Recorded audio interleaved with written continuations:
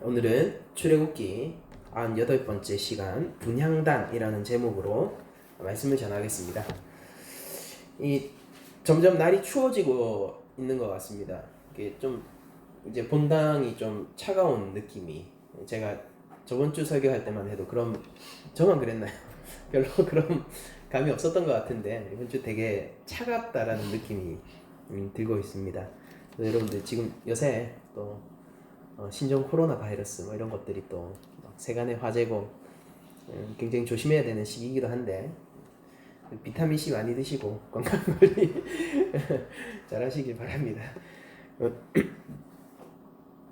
이제 우리가 분향단에 대해서 저희 이번 주 알아볼 텐데 성막을 계속 쭉 보면서 모르겠습니다. 이것들이 여러분들에게 어떻게 내가 이제 성막에 대해서 아니까 이런 것들을 조금 테크니컬하게 얘기할 수 있어 이런 정도로 성막이 여러분들한테 다가가지 않았으면 좋겠어요. 그리고 또 한편으로는 이런 생각도 듭니다. 성막이 또 이런 거였어? 와, 신기하네. 이런 호기심의 영역에서 또한 이것이 그치지 않았으면 좋겠습니다. 여러분들이 매번 느끼실 테지만은요, 저는 이 성막을 하면서 특별히 더욱 복음을 전하고 있고요. 그래서 저희가 성막을 모두 설교를 마쳤을 때 우리 가운데 남기를 원하는 것은 선명한 예수 그리스도의 십자가가 우리 교회 가운데 남기를 원하고 기도하면서 설교를 준비하고 있거든요. 그러니까 여러분들의 삶 속에서도 이 성막 설교를 통하여서 그리스도의 십자가가 마음속 깊이 새겨지기를 원하는데, 오늘 이 분향단을 여러분들이 말씀을 들으시면서도 결국 여러분들 마음속에 어떻게 내가 결론부터 말씀드리면 이것은 우리 성도의 기도와도 굉장히 밀접한 관련이 있는 본문인데요. 결론적으로 여러분들 마음속에 그리스도의 십자가가 매우 깊이 새겨져 예수님의 그 십자가가 내 삶과 동떨어져 있지 않고 나의 모든 기도와 그리고 내 삶 전체를 운행해 나가고 그렇게 내 삶을 덮는 은혜로서 작용하는 그런 십자가로 남기를 원합니다.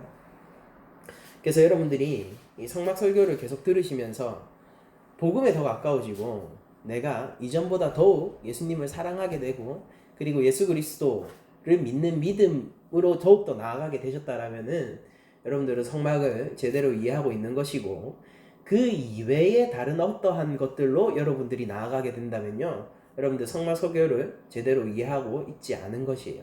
그래서 성령님과 함께 상의를 해보셔야 돼요. 그럴 때는. 그래서 물론 그런 분이 없을 거라고 제가 믿습니다. 진짜로 믿어요. 그냥 하는 소리가 아니라 정말로 그럴 거라고 믿습니다. 그럼 이제 분향단을 본격적으로 한번 보도록 하죠. 여러분들 주보 앞면을 보시면은 분향단에 대한 그림이 그려져 있는데요. 분향단은 먼저 성소의 가장 안쪽이죠. 안쪽. 즉 지성소는 무엇입니까? 지금 여호와 하나님이 계신 곳이에요. 여호와 하나님이 계신 곳이고, 그 좌정하시는 하나님에게 가장 가까이 있는 기구가 무엇이냐면은 분향단이죠. 그래서 분향단이 떡상보다 그리고 등대보다 훨씬 더 안쪽에 위치하고 있는 것을 보게 됩니다. 그리고 이 모양을 보게 되면은 한 규빗 한 규빗으로 정사각형의 모양을 가지고 있고, 그리고 또 두 규빗으로 높이를 그렇게 가지고 있습니다. 또한 이게 분향단인데 여러분들 제단처럼, 여러분들 놋제단 기억나시죠? 그 물두멍 가기 전에 제단, 번제가 살라지는 그 제단처럼 뿔이 놓여 있어요. 여러분들 여기서는 오늘 본문에서 여러분들이 보셨지만은 일체의 제사가 금지됩니다.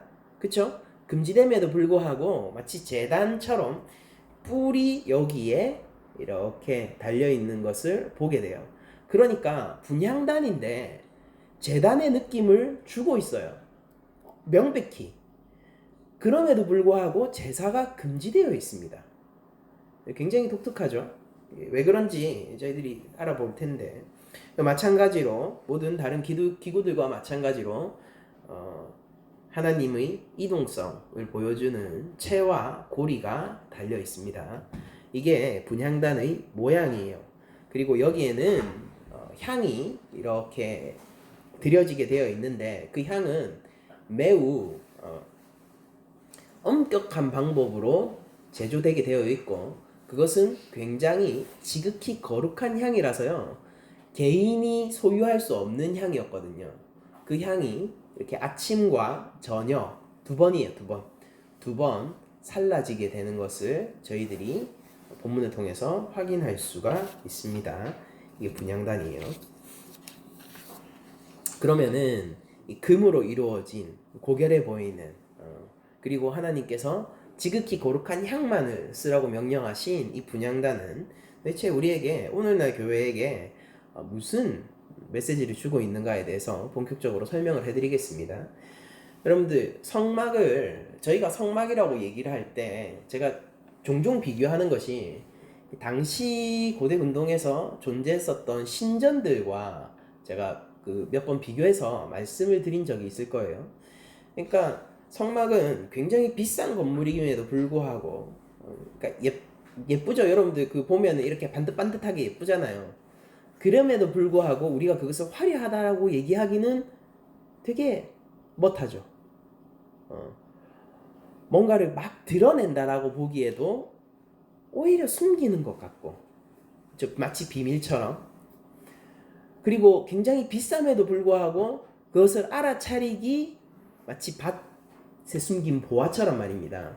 하나님 나라처럼 굉장히 비싼 건물임에도 불구하고 그것을 알아차리기가 굉장히 쉽지 않은 형태로 건설이 되어 있고 많은 측면에서 무언가 자랑하고 드러내고 화려한 것들을 전면에 내세우는 고대 근동의 신전들과 차별화를 이룬다라고 제가 말씀을 드린 적이 있는데 이 분향단도 고대 근동의 신전 사실은 이 고대 근동에 국한된 것이 아니라 모든 다른 곳의 신전들과 비교해봐도 굉장히 종교적인 신전과는 차별화되는 부분을 보여주는 게 이 분향단이거든요. 무슨 얘기냐면요. 지금 분향단은 신과 제일 가까운 곳에 있잖아요. 그럼 여러분들 상식적으로 생각할 때 신과 가장 가까운 곳에는 뭐가 있어야 되겠습니까? 신과 가장 가까운 곳에는 일반적으로 신에게 바치는 헌상품들이 있는 것이 상식이겠죠. 그러니까 가장 좋은 고기 혹은 가장 좋은 술 아니면 그해 처음으로 경작한 것으로 만든 술 이런 특별한 의미를 가진 것들 그리고 아주 고귀한 금이나 보석 같은 것들이 그 신 앞에 있어야 돼요. 그런데 성막은 그러한 일반적인 고대 근동의 신전의 관례를 전혀 따르지 않고 있습니다. 그러니까 이거는 우리가 좀 주위에서 보면은 얼마나 독특한 것인지 알 수 있는데요. 그러니까 성막에서 하나님 앞에 바쳐지는 고기는 어디에 있어요? 지성소에서 가장 먼 곳에 있습니다. 되게 독특해요. 이런 부분은. 그리고 하나님이 거하시는 지성소에서 가장 먼 곳에 위치한 그 번제단 고기는 고기로 올려지는 게 아니라 향기가 되어서 그 앞으로 나아가는 형태의 구조로 되어 있어요. 그러니까 이런 형태의 구조의 어떤 이걸 비견할 만한 신전의 구조는 하나도 없어요. 그러니까 제가 알기로는 이거는 성막만의 가장 독특한 지점이기도 합니다. 이게 사실 성경적으로 봐도 지금 제가 오늘 여러분들에게 복음을 설교할 건데 이 복음과 관련해서 보더라도 굉장히 의미가 있는 지점이거든요. 그러니까 여러분들이 한번 정리를 하고 넘어가자고요.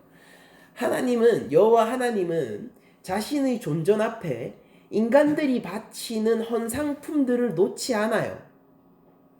그것이 아니라 하나님이 맡으실 만한 향기를 놓으시는데요. 그 향기는 여러분들 생각해 보세요. 이 분향단은 제단의 마치 번제단의 모습처럼 그려져 있죠. 그러니까 이게 어떤 느낌이냐면은 번제단에서 타오른 그 제물의 향기가 하나님 앞에까지 나온 듯한 그림을 가지고 있다고요. 그러면은 그 향이 번제물이 살라진 그 향이 화제의 향이 마치 인격체처럼 걸어서 성막 안으로 걸어 들어와 하나님 앞에 놓여졌다는 소리입니까? 다분히 그런 의도를 성막은 사실은 가지고 있습니다. 조금 더 살펴보죠. 자, 그러면 분향단은 어떤 기능을 했는가를 저희들이 살펴보면요. 물론 하나님께서 기뻐하시는 향을 이렇게 계속해서 하나님 앞에 드려지는 그런 역할을 하게 되는데, 또 대제사장에게도 이 분향단이 굉장히 큰 기능을 해줘요. 그러니까 여러분들 이게 단순한 향이 아니다라는 것을 우리들이 레위기 말씀에서 알 수 있게 되는데, 근데 제 대제사장이 지성소로 나아갈 때 이 분향단이 대제사장이 죽지 않도록 해주는 결정적인 기능을 하게 됩니다. 제가 레위기 16장 1절에서 13절까지 말씀을 읽어드릴게요. 그러니까 이 규례가 13절 이후에도 계속 있는데, 이제 그 향이 12절 13절에 이 분향단의 기능이 나오거든요. 근데 좀 여러분들이 이 전체 문맥 속에서 이 향의 기능을 보면 좋겠다 싶어서 긴 본문이지만은 제가 한번 읽어드리도록 하겠습니다. 레위기 16장 1절 이하 읽어드리겠습니다. 아론의 두 아들이 여호와 앞에 나아가다가 죽은 후에 여호와께서 모세에게 말씀하시니라. 그러니까 아론 계열의 아론의 두 아들이란 뭐예요? 지금 이거 제사장이란 소리예요. 제사장이 하나님 앞에 나아가다가 죽었어요. 그러니까 하나님이 모세한테 이렇게 말씀하십니다. 여호와께서 모세에게 이르시되 네 형 아론에게 이르라. 성소 휘장 안 법궤 위 속죄소 앞에 아무 때나 들어오지 말라. 무슨 얘기입니까? 지금 지성소로 얘기하는 거예요. 속죄소는 지성소에 있는 이 그룹이 서로 바라보고 있는 언약궤의 뚜껑을 우리가 속죄소라고 부르죠. 속죄소 앞에 아무 때나 들어오지 말라. 그리하여 죽지 않도록 하라. 이는 내가 구름 가운데에서 속죄소 위에 나타남이니라. 그러니까 하나님 어디 계세요? 지성소에 계십니다.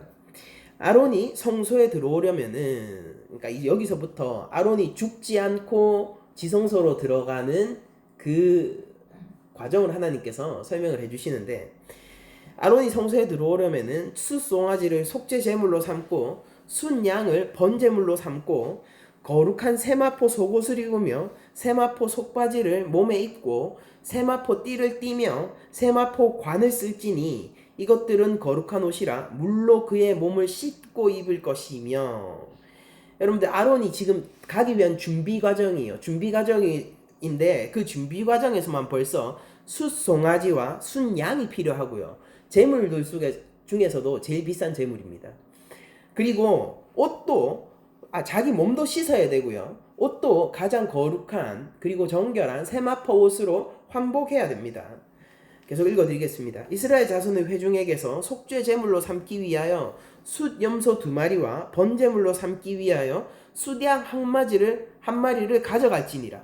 그러니까 지금 숫송아지도 땄고 그 순양의 목도 땄는데, 그런데 지금 들어갈 때 순염소 2마리랑 순양 1마리도 지금 또 같이 가지고 들어가야 돼요. 그러니까 얼만큼 많은 거룩과 하나님이 그 흠없는 제물을 요구하시는지를 여러분들이 보시면 됩니다.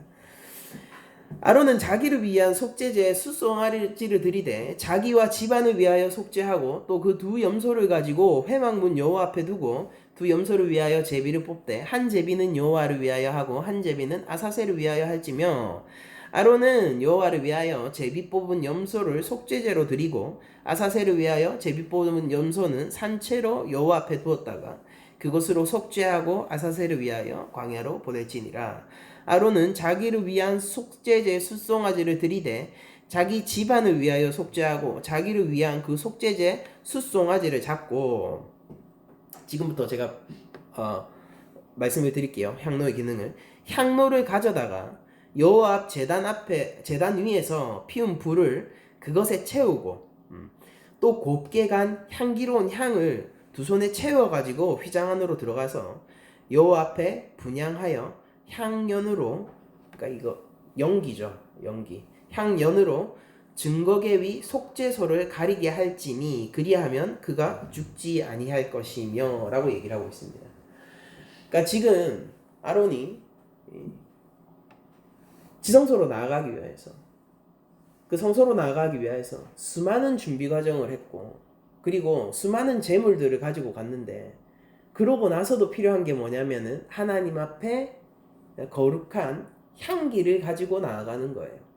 그런데 그 향기는 연기로서 표현이 되고요. 그 연기는 속죄소를 가려주는, 그러니까 즉 하나님의 진노로부터요, 하나님의 심판으로부터 아론을 숨겨주는 듯한 기능을 하고 있다는 것을 보게 됩니다. 그러니까 분향단은 결정적으로 제사장에게 이런 기능을 제공해요. 그러니까 죽지 않게 하는 것이죠. 이거를 조금 돌려서 얘기하면은 어떻게 얘기할 수 있냐면은, 여러분들, 하나님이 제사장을 받으시려면은요, 하나님이 제사장을 용납하시려면요, 이 향기가 필요해요. 거룩한 향기가 필요합니다.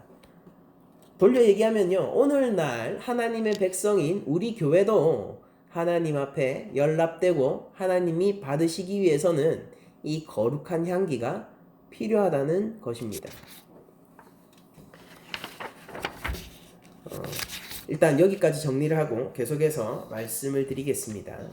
여러분들, 이 다른 신들은 인간이 생각할 때 좋은 것을 받기를 원한다는 것을 저희들이 알 수 있어요. 그러니까 대표적으로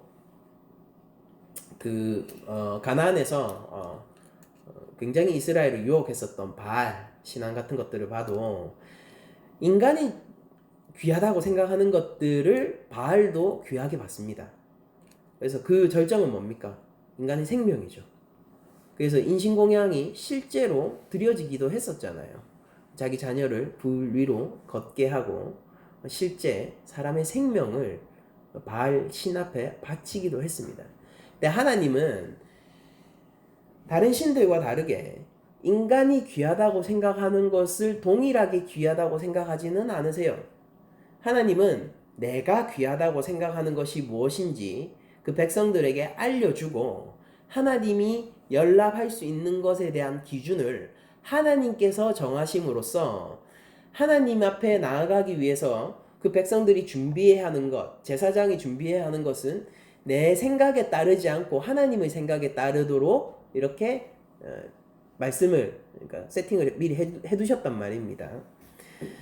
그러면서 하나님이 무엇을 받기를 즐거워하는 것으로 나오냐면, 하나님은 향기로운 냄새, 즉 지금 향연을 받는 것을 즐거워하시는 하나님으로 그려지고 있거든요.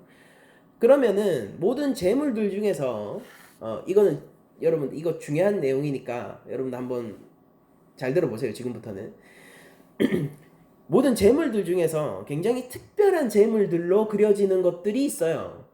굉장히 특별한 제물로 그려지는 것이 번제, 그리고 소제를 불사르는 화제인데, 소제가 이게 곡식을 통해서 드리는 제사입니다. 소제를 불사르는 화제, 그리고 화목제, 이 세 가지를 하나님께서 기뻐하시는 것으로 나오는데, 이 왜 이 세 가지 제사가 특이하냐면은 다른 제사에는 등장하지 않는 말이 나옵니다. 그러니까 예를 들어서 번제 같은 경우 출애굽기 29장 18절을 보면, 그 순양 전부를 제단 위에 불사르라. 이는 여호와께 드리는 번제요, 이는 향기로운 냄새니 여호와께 드리는 화제니라 라고 되어 있습니다. 그러니까 하나님이 향기를 맡으신다라고 얘기를 하고, 이것을 성경은 굉장히 특별하게 그리기를 원해요. 하나님이 이것을 굉장히 기뻐하시는 것으로 그립니다.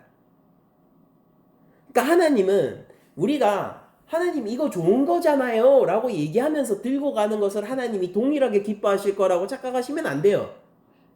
하나님은 향기로운 냄새를 요구하십니다. 소제 역시 마찬가지입니다. 레위기 2장 2절을 제가 말씀드리면은, 아론의 자손 제사장들에게로 가져갈 것이요, 그 제사장은 그 고운 가루 한 움큼과 기름과 모든 유향을 가져다가, 여러분들 소제를 잘 한번 들어보세요. 소제가 중요해요. 오늘 본문하고는 가루를 곱게 빻은 가루예요. 지디긴 가루요. 그것을 한 움큼 가지고, 그리고 거기에 기름과 제가 다음에 다뤄드릴 텐데, 이 기름도 향을 내는 기름입니다. 여러분들, 그 성소 안에 모든 기물에 바르는 기름이 있어요. 조제하도록 하나님이 만드셨거든요. 그러니까 그런 거룩한 기름과 또한 유향을 가져다가, 유향은 이 분향단에서 드려지는 향의 모든 향을 만드는 베이스가 되는 재료거든요. 그 유향을 가져다가 기념물로 제단 위에 불살라야 됩니다. 불살라요. 소제인데 화제로서 드려지는 거예요. 불사르는 제사의 방법을 우리가 화제라고 얘기를 하죠. 불사를 찌니 이는 화제라 여호와께 향기로운 냄새니라 라고 되어 있습니다. 그런데 성경 내에서 하나님께서 최초로 향기를 기뻐하시고 흠향하시는 장면이 나오는데 그게 창세기 8장에 등장합니다. 그리고 여러분들이 지금 번제와 화목제와 특별히 소제를 기억하면서 이 본문을 보시면은 조금 더 특별한 감각을 느끼실 수 있을 거예요. 창세기 8장 20절 21절을 제가 읽어드리겠습니다. 노아가 지금 하나님께서 물로 심판하신 이후에요. 노아가 살아 돌아왔어요. 방주 속에서. 자, 노아가 여호와께 제단을 쌓고 모든 정결한 짐승과 모든 정결한 새 중에서 제물을 취하여, 어떤 짐승요? 정결한 짐승, 정결한 새. 그 중에서 제물을 취하여서 번제로 제단에 드렸어요. 번제로 제단에 드렸더니 여호와께서 고기를 취하십니까? 아니요. 그 향기를 받으시고 그 중심에 이르시되 내가 다시는 사람으로 말미암아 땅을 저주하지 아니하리니 이는 사람의 마음이 계획하는 바가 어려서부터 악함이라 내가 전에 행한 것 같이 모든 생물을 다시 멸하지 아니하리니 라고 하나님께서 얘기하세요. 이게 하나님께서 최초로 향기를 받으시고 자신이 흠향할 만한 향기를 받으시고 그리고 결심하신 내용입니다. 하나님은 자신에게 흠향할 만한, 하나님께서 받으실 만한 향기가 올라오게 되면은, 여러분들 향이라는 것은 무엇입니까? 위를 향해서 가죠. 이게 연기와 같이 생각을 해보세요. 그러니까 지금 하나님은 하늘에 계세요. 구약의 그림에 따르면요. 이거는 유비적인 그냥 그림일 뿐이에요. 그러나 구약의 그림에 따르면은 하나님은 하늘에 계시고요. 그 향기는, 그 연기는요, 향기로운 연기는 하나님을 향해서 올라가지고 그 연기는 하나님이 받으실 만한 것이에요. 근데 그 받으실 만한 연기가 무엇으로부터 나느냐면은 뭔가 재물이 죽여지고 찢겨지고 곡식이 완전히 빠짐으로써 하나님이 받으실 만한 향기가 되는 거예요. 여러분들 십자가를 떠올리시고 계시다면요, 조금 빨리 나가셨지만 정답이십니다. 그렇게 하나님이 받으실 만한 향기가 돼서 하나님이 어떤 마음을 먹으시게 되냐면요, 아, 내가 더 이상 이들을 멸망시키는 심판을 내리지 말아야지라는 마음을 먹게 하신다고요. 여러분들 지성소로 들어갈 때 향기를 가지고 들어간 대제사장이 그 향기에 의해서 마치 감추어지는 것처럼 하나님 앞에서 죽음을 면하는 것처럼 그려지죠.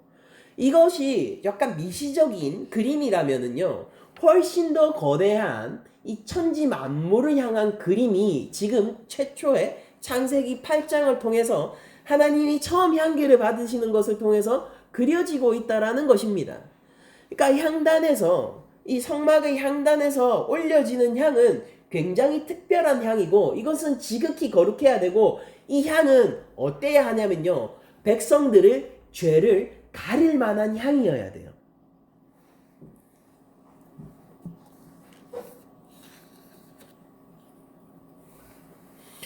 여러분들, 그런데 제가 소제와 관련된 화제를 조금 더 말씀을 드릴게요. 여러분들 조금 오늘 좀 복잡할 수 있지만은 사실 복잡한 거 아니에요.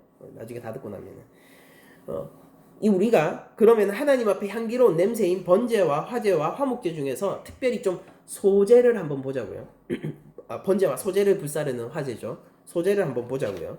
레위기 2장 1절 이하를 제가 읽어드리겠습니다. 이게 소제의 예물을 어떻게 하나님 앞에 드려야 되는가에 대한 방법을 지금 얘기를 해주고 있습니다.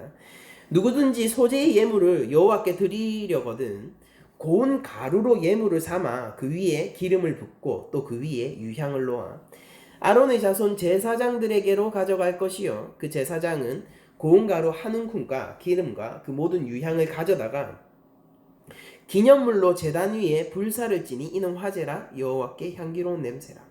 그 소제물에 남은 것은 아론과 그의 자손에게 돌릴지니 이는 여호와의 화제물 중에 지극히 거룩한 것이니라. 네가 화덕에 구운 곳으로 소제의 예물을 드리려거든 고운 가루에 기름을 섞어 만든 무교병이나 기름을 바른 무교 전병을 드릴 것이요 철판에 붙인 곳으로 소제의 예물을 드리려거든 고운 가루에 누룩을 넣지 말고 기름을 섞어 조각으로 나누고 그 위에 기름을 부을지니 이는 소제니라. 네가 냄비의 것으로 소제를 드리려거든 고운 가루와 기름을 섞어 만들지니라. 너는 이것들로 만든 소제물을 여호와께로 가져다가 제사장에게 줄 것이요 제사장은 그것을 제단으로 가져가서 그 소제 중에서 기념할 것을 가져다가 제단 위에 불사를 지니 이는 화제라 여호와께 향기로운 냄새니라.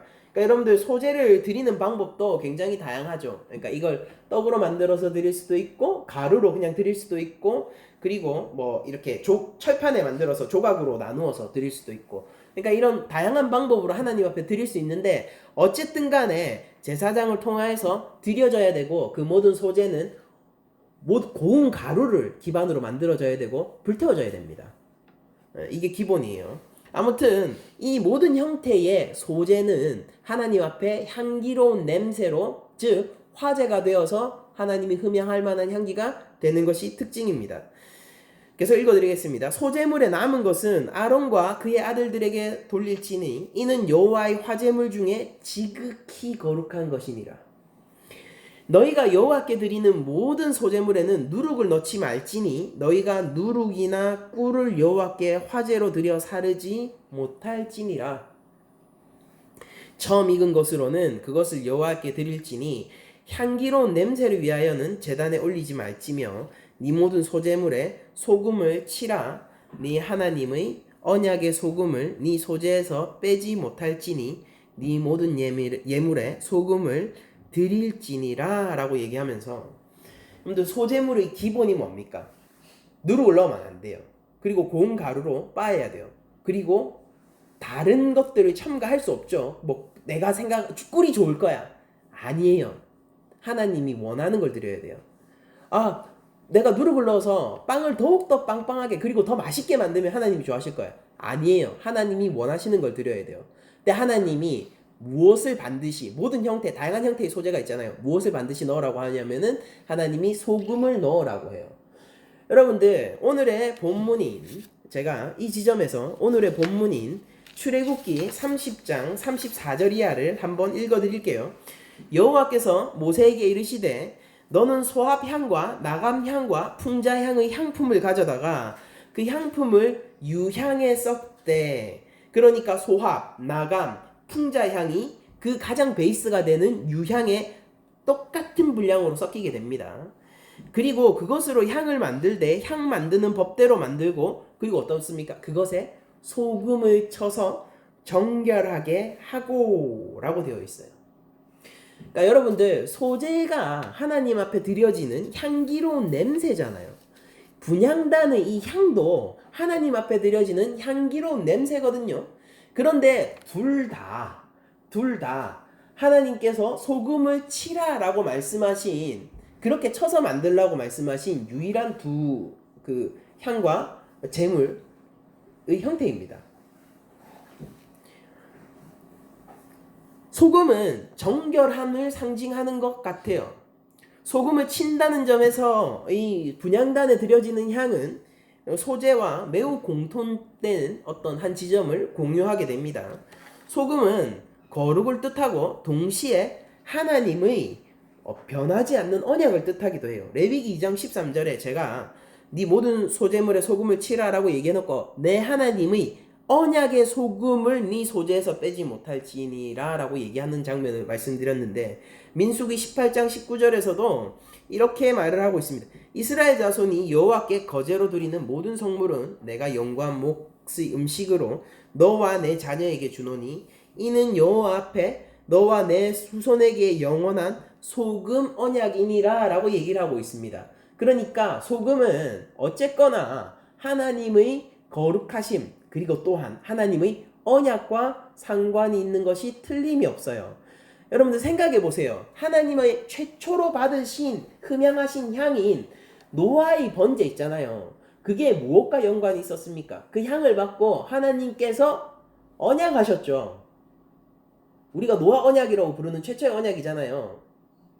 그 언약하신 그 언약을 지금 향기로운 향기를 받으시는 하나님께서 또한 소재, 그리고 지금 이 중요한 것은 분향단의 향을 통하여서 향기로운 향을 받으신 하나님께서 이것에 반드시 소금을 넣어서 만들도록 함으로써 이 향을 받는 것이 어떻게 언약과 뗄 수 없는 것인가에 대해서 이스라엘 백성들에게 가르쳐주고 있는 것이기 때문에 가르쳐주고 있는 것입니다.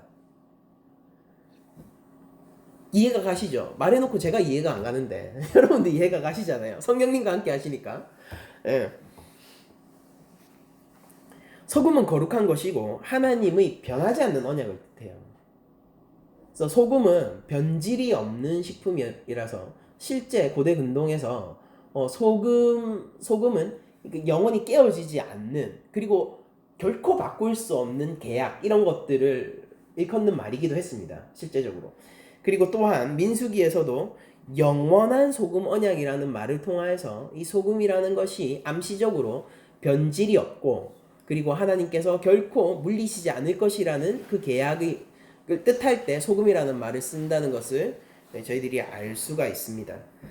그러면은 여기까지 얘기하면 우리가 이렇게 정리를 할 수가 있겠네요. 자, 여기에 하나님 앞에서 드려지는 향은요,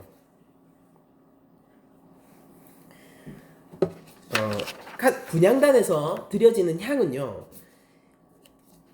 하나님이 흠양하실 만한 향이고, 그것은 하나님의 언약과 상관이 있는 향이에요.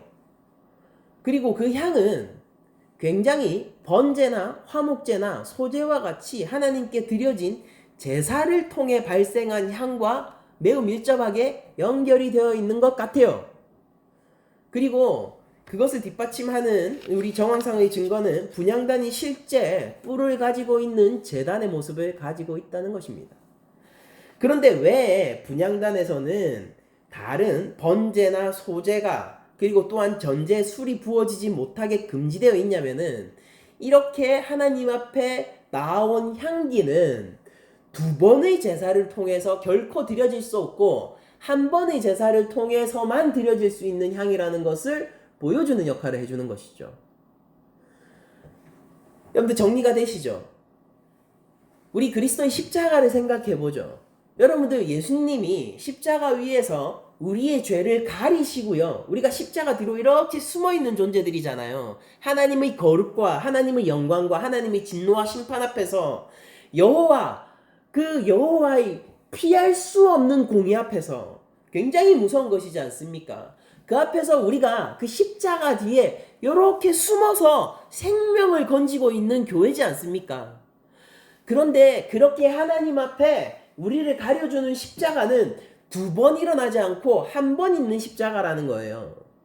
그리고 그것은 하나님 앞에서 완전히 불태워지는 진노로 인해서, 하나님의 진노로 인해서, 하나님의 심판으로 인해서 완전히 불태워지는 그 재물을 통해서 발생되는 십자가이고 향기입니다.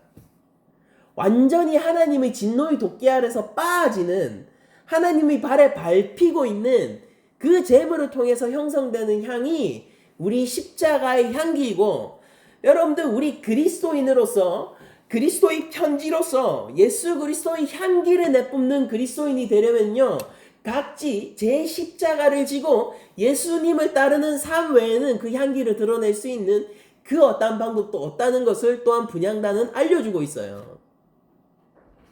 하나님이 우리를 연락하실 때요, 하나님이 우리를 연락하실 때 뭔가 우리 대신해서 먼저 하나님을 만나줘야 하는 향기가 있다고요.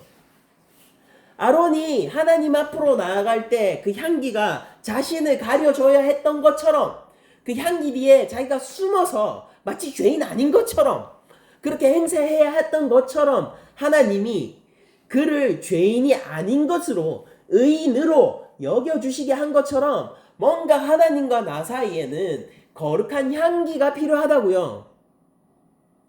연기가 필요한 거예요. 하늘로 올라가는 연기가. 하나님 앞에 상달될 수 있는 연기가. 그 번제의 향이 무엇입니까? 그 소제의 향이 뭐예요? 그 화목제의 향이 뭐예요? 교회의 화목 제물이 누구십니까? 예수님. 교회가 드릴 수 있는 모든 제사를 영단번에 완성하신 이가 누구십니까? 예수님. 분향단에서 올려지고 있는, 그리고 죄인을 숨겨주고 있는 이 향기는 누구의 향기입니까? 예수 그리스도의 향기인 것이에요. 그러므로 우리가 하나님 앞으로 나아가기 위해서는 예수님 없이 결코 나아갈 수 없고, 그 십자가 사역에 의지하지 않고는 우리가 하나님 앞으로 결단코 나아갈 수가 없다는 뜻이 되는 것입니다. 제가 성막을 설명하면서 이 성막, 지성소 말고 이 성소의 공간이 예배와 굉장히 밀접한 관련이 있다라고 얘기를 했죠.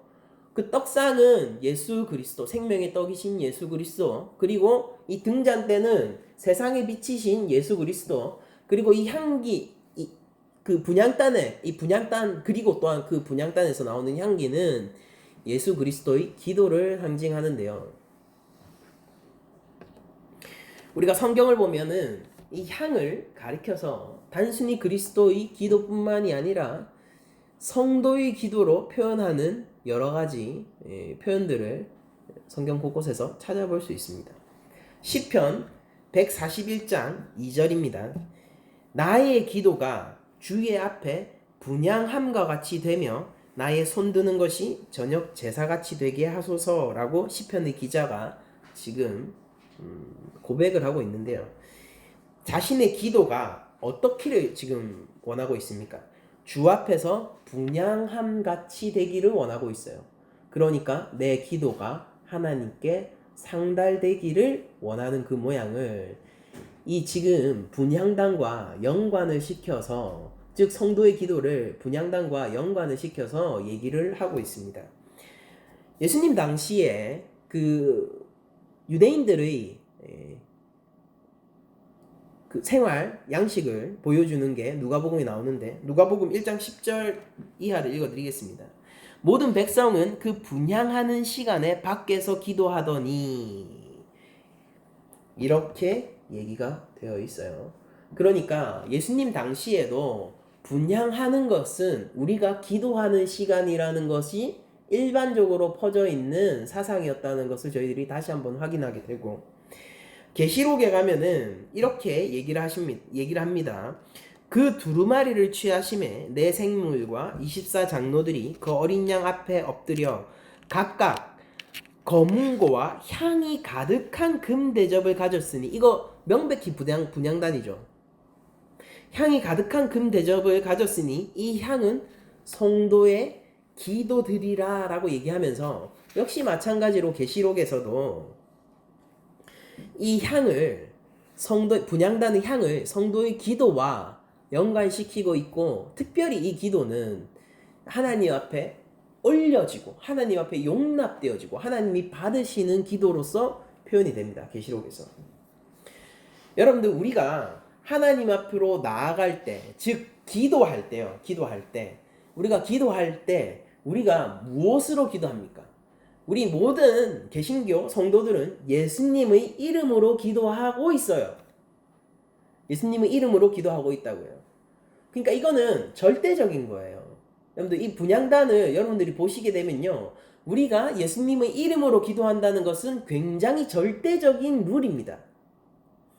그리고 예수님께서는 어떤 역할을 하시고 계시냐면요, 먼저 우리를 위하여서 기도하시고 계시는 분으로 분향단에서 나타나는 거예요.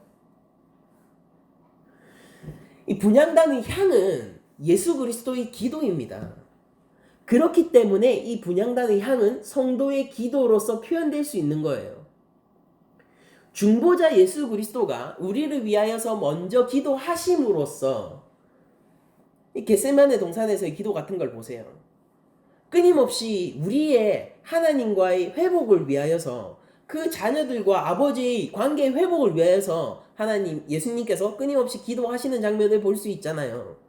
그 중보적 기도가 하나님 앞에 받아들여짐으로써 우리가 그 기도 뒤에 숨어서 함께 기도가 받아지는 형태가 분향단의 기도 형태란 말입니다. 우리가 예수님의 이름으로 기도합니다 라고 얘기를 할 때 이 예수님의 이름은요, 단순히 지저스 크라이스트, 예수라는 그런 우리가 흔히 생각하는 그냥 그 이름이 아니라 예수님이 행하신 구원 사역의 전인격적 그 일을 놓고 우리가 예수님의 이름이라고 얘기를 하는 거예요. 예수님의 이름으로 기도합니다. 예수님은 나와 하나이십니다. 내가 주님 안에 있고 주님이 내 안에 있습니다. 내가 이 기도를 할 때 나의 능력과 힘이 아니라 예수 그리스도가 내 삶 속에서 행하신 구원의 일을 기반으로 기도합니다. 여러분들 생명책에 내 이름이 적혀져 있고 이름이 적혀져 있지 않고는 단순히 그냥 내 이름이 정말로 글자로 적혀 있고 안 있고 그 얘기가 아니잖아요. 그게 아니라 나의 전인격이요. 나라는 전인이 하나님 앞에 받아졌는가 아닌가를 표현하는 거잖아요. 성경에서 이름은 그런 거지 않습니까? 하나님이 내 이름을 아시는 것, 이름을 아시지 못하는 것, 그것은 하나님께서 나를 받으셨는가 아닌가에 대한 성경적 표현이지 않습니까? 아담이 그 생물들이 이름을 지어줄 때 그 이름은 너는 개야, 너는 고양이야, 이것을 지어준 것이 아니라 그 생물이 어떻게 하나님의 영광을 위하여서 돌려줄 수 있는지, 그것에 대한 총체적이고 그 짐승의 전인적인 그 모든 역할들을 정해주는 것이 하나님께 위임받은 대리 통치자로서 아담이 이름을 지어준 일이라고 이렇게 그려져 있다. 이렇게 저번 주 설교에서 들으셨잖아요. 제가 왜 정리가 안 되죠? 그렇게 여러분도 아시고 계시지 않습니까? 그러니까 우리가 예수님의 이름으로 기도하는 것은요, 어떤 주문 신앙과는 매우 틀린 거예요. 주문 신앙이 아니라고요, 우리는. 그건 바알 종교죠. 대승불교죠, 그거는. 기독교는 그런 게 아니라고요. 마하반야 바람일다. 그건 뜻도 모르고 이거 계속 외우면은 수양이 됩니까? 그런 거 아니잖아요. 예수님의 이름으로 기도합니다. 그러면은 무조건 하나님께서 받으시는 기도가 되는 거예요. 또 구도들 잘 보세요. 우리 기도가 어때야 하는지 이 구도 속에서 면밀히 나타나게 되는데, 이 향기 뒤에 숨어서 우리가 같이 향기로서 올려지려면요, 그 향기와 같은 향이 되어야 되지 않겠습니까? 하나님이 우리가 좋아할 만한 것을 받으세요? 아니면 하나님은 내가 받을 만한 것은 이것이다라고 정해주시고 우리가 하나님이 받으실 만한 것을 드려야 되는 존재입니까? 내가 이거 좋아요 하나님 하고 우리가 권유할 수 있는 존재예요? 하나님을 설득할 수 있는 존재입니까? 하나님 잘 몰라서 그러시는데요. 하나님 이게 소합향보다 이거 보세요. 요즘 라벤더 향이 나왔는데 하나님 이거 잘 모르시죠? 이게 훨씬 좋거든요. 하나님 제가 유향에 라벤더 향 좀 섞어 드릴게요 라고 얘기하는 순간 그 향기는 부정한 향기가 되는 거예요. 하나님이 못 받으시는 향기가 된다고요. 그리고 그 향기는 언약과 밀접한 관련이 있어서 우리의 영혼이 죽고 삶이 달려있는 향기란 말입니다. 하나님이 우리를 진노하사 심판하실까? 아니면 우리가 하나님께서 받으셔서 생명책에 이름을 기록하실까와 관련되어 있는 것이 그 향기라고요. 우리가 예수님의 이름으로 기도할 때 그것이 주문처럼 쓰여진다라면요, 여러분들 우리가 그냥 기도하면은 버릇처럼 예수님의 이름으로 기도해요. 좋아요. 여러분들 정말로 예수님의 이름으로 기도했습니까? 그냥 그렇게 기도했다면은 그 기도는 무슨 기도입니까? 예수님이 하신 일에 기대어서 정말 우리가 기도하고 있는 거예요. 예수님이 그 제자들에게 기도를 가르쳐 주셨어요. 무슨 말인지 아세요? 하나님이요, 받으실 만한 것이 무엇인지 알려주셨다고요. 향을 제조하는 방법을 알려주시듯이 창조주 하나님이신 제2성자 예수님께서 우리 교회에게 하나님이 받으실 만한 것이 무슨 향인지를 알려주셨다고요. 주기도문 못 외우는 사람 없잖아요, 우리 교회에. 어떻게 시작합니까? 우리 한번 같이 외워보실까? 이 분위기 속에서 좀 오반가? 분명히 예수님은 이런 가르침을 주셨어요. 그 나라와 의를 구하라라고 말씀해 주셨잖아요. 그것을 위하여서 우리가 기도하고 있습니까? 하나님이 향기로운 향기를 받으시고 그 향기가 무엇인지도 직접 말씀해 주셨고 어떻게 만들어야 되는지도 친절히 설명해 주셨어요. 그런데 여러분들 정말로 거기에 라벤더 향을 섞을 만한 용기가 있으세요? 감히 말입니다. 하나님의 백성이라고 얘기하면서 하나님의 자녀라고 얘기하면서 감히 하나님 잘 모르시죠? 라벤더 향이 뭔지 모르시죠? 최근에 나온 향인데라고 여러분들 말씀하실 용기가 있으세요? 예수님이 우리에게 어떻게 기도해야 되는지를 알려주셨고 예수님이 직접 하나님 앞에서 어떻게 기도하는지를 겟세마네 동산 기도에서 알려주셨고 예수님은 여러 가르침을 통하여서 우리에게 그 나라와 의를 구하라고 했는데 여러분들 어떻게 우리가 하나님 앞에 바쳐지는 향기로운 기도를 해야 되는지 우리가 정확하게 알고 있는데 감히 여러분들 거기에 다른 향을 섞으실 용기가 있으십니까? 하나님을 대적할 용기가 있으시다면은 그런 기도를 하세요. 그러나 하나님께 순종할 믿음이 있으시다면요. 하나님이 받으실 만하고 흠양할 만한 기도를 하십시오. 기도라는 것은요. 여러분들 기도라는 것은 하나님 앞에서 미주알 고주알 그냥 뭔가를 얘기하는 것만이 기도가 아니에요. 내 전인이 예수 그리스도의 인격에 기대어서 그리스도께서 하신 십자가 사역에 기도해서 기도적 삶을 살아가는 것이 참 기도입니다. 내 삶의 주인이 무엇입니까? 여러분들 내가 예수님의 이름으로 기도한다는 것에는 깊은 뒷암시적인 가르침이 숨어져 있는데 그게 뭐냐면은요. 내 이름으로는 하나님 앞에 못 나가요가 거기 숨어져 있는 거예요. 내 능력과 힘으로는 나의 의로는 하나님 앞에 못 나가요가 숨어져 있는 거예요. 나는 오로지 예수 그리스도에게 기대어 가지 않고서는 하나님 앞에 흠양할 만한 하나님이 기뻐하실 만한 향기가 될 수 없습니다를 얘기를 하는 거예요. 내가 번제단에서 불살라지면 하느님이 받으실 만한 제물이 될 것 같아요. 제가요? 어린 반푼어치도 없죠. 하나님이 이 연기는 뭐냐 하고 치워버리실 거예요. 이 더러운 연기는 뭐냐? 이 흠이 많은 제물의 연기는 뭐냐? 내가 받을 만한 것이 하나도 없는 이 제물의 향기를 왜 내 앞으로 가지고 오느냐? 왜 나를 모욕하느냐라고 하나님께서 말씀하실 거예요. 그러나 무죄하신 예수 그리스도는 다릅니다. 하나님께 온전히 순종하신 예수 그리스도의 향기는 달라요.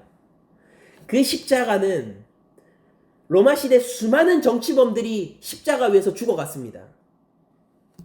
그러나 그 동일한 십자가지만 동일한 재단이지만 대제사장으로서 스스로를 제물로 내신 무죄하신 예수 그리스도 그분의 향기는 달라요. 그분의 기도는 하나님이 받으실 만한 기도이고요. 우리 기도 역시 하나님이 받으실 만한 기도가 되어야 합니다. 하나님이 기도를 무엇으로 그럼 평가하시겠습니까? 우리의 기도를. 답이 다 나왔잖아요. 무엇으로 평가하실까요? 너 며칠 기도했네로 평가하실까요? 너 며칠 기도했어. 좋아. 새벽 기도 얼마나 했어. 좋아. 그런 걸로 하나님이 우리 평가하실까요? 중심을 보시는 하나님이라는 그 말이 여러분들 정말 무섭게 한편으로는 들리셨으면 좋겠습니다. 무엇으로 하나님이 우리 기도를 평가하실까요?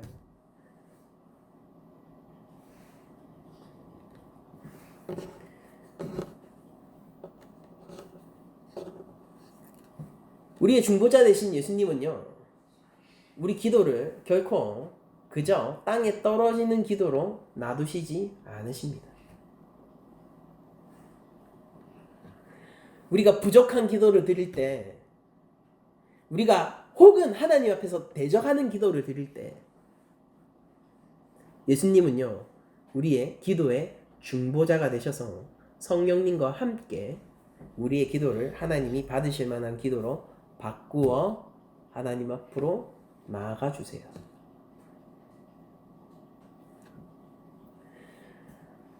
우리는 끊임없이 예수 그리스도의 향기를 담기 위해서 노력해야 하고 그리스도의 향기를 뿜기 위한 그런 기도적인 삶을 사는 크리스천이 되어야 가야 하지만은, 그러나 그것이 언제나 성공적이지는 못하잖아요.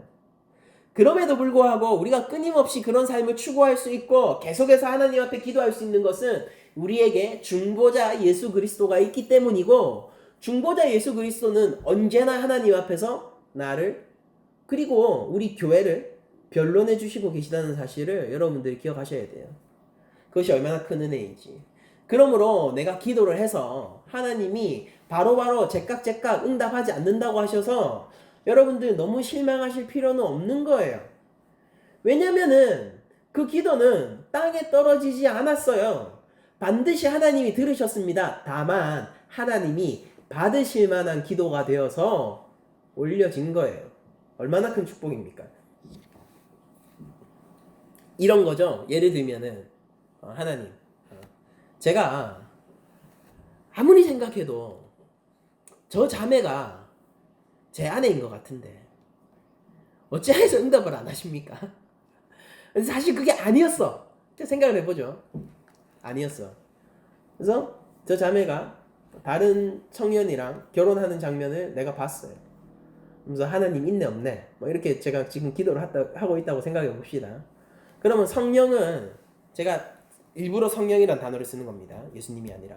성령은 내 마음 가운데서 뭐라고 기도하고 계실까요? 뭐라고 탄식하면서 기도하시고 계실까요?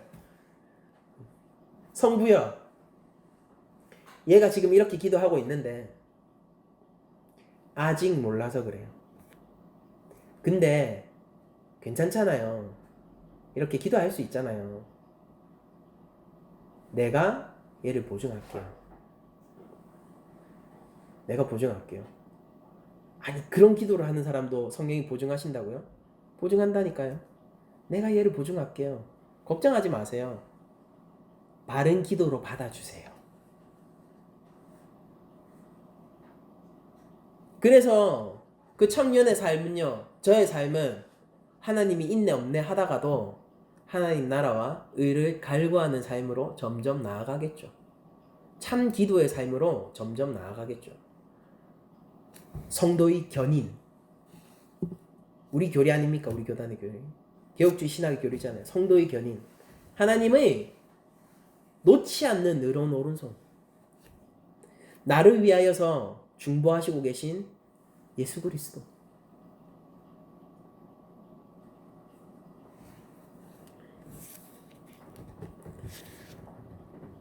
그러므로 우리는 하나님과 끊임없이 기도하고 소통하는 삶을 살아야 하고, 그 삶은 예수 그리스도의 이름으로 기도하는 삶이 되어야 되고, 그리고 하나님 앞에 단순히 몇 시간 기도했다가 아니라 정말로 쉬지 말고 기도하는 그 기도적인 삶 전체요.